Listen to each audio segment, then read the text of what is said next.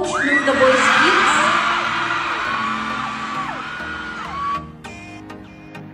Actual video, the announcement of Pablo as the new coach of The Boys Kids Philippines.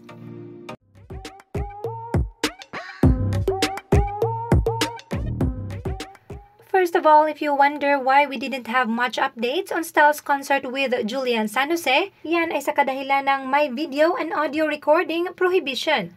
Ayon sa isang concert goer, they were already informed that the concert is being filmed for TV. So that is the reason why limitado lang din ang mga fancam sa SOCMED at nag-iingat din tayo sa mga ibinabahagi natin dito.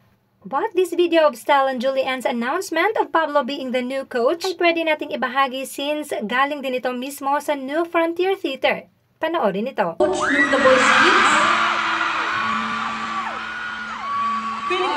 Feeling ko magiging close kayo. Feeling ko mas magiging close kami kaysa close tayo eh. Hindi kayo sure.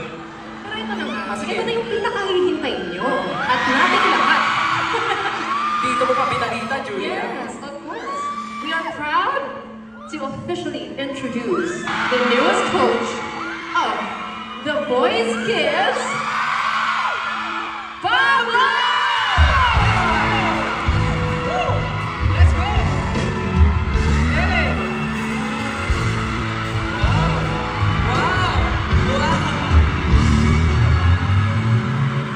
Wow! Ang bilis mo ah! Hindi mabilis, bakit mabilis? Hindi ka ba nag-traffic sa EDSA? Hindi ka nag-traffic sa EDSA. Ano ka ba? Guest natin si Pablo. Guess ba natin siya? Kanina ba ako nandiyan? Mas maaga pa ako. Kasi kanina dumating siya naka-outer outfit eh. Naka-biker outfit. Ito, kamustahin naman natin si Coach Pablo. Uy, Kasi Coach Pablo! dati ko sinasabi about you. Tapos sabi ko sa kanya, feeling ko mas magiging close kami kaysa close tayo. Feeling ko nga din, Coach Julie. Coach Stell! Grabe ka naman sa akin, Coach Pablo! Hindi pa siya sanay, no? Di ba ako sanay? Ready ka na ba? Ready ka na ba para sa The Boys? Alam mo, actually, kanina nga, pagbukas ng LED, dapat hindi ako lalabas. Parang, kasi nung kumakanta kami, narinig akong konti, tapos parang gusto ko matry yung parang tiara.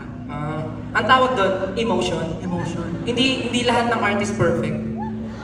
Tama ka. Yan ang tatandaan mo, Coach Pablo, pag namili ka na ng artist mo, okay? Opo, Coach Stell. Welcome sa The Voice.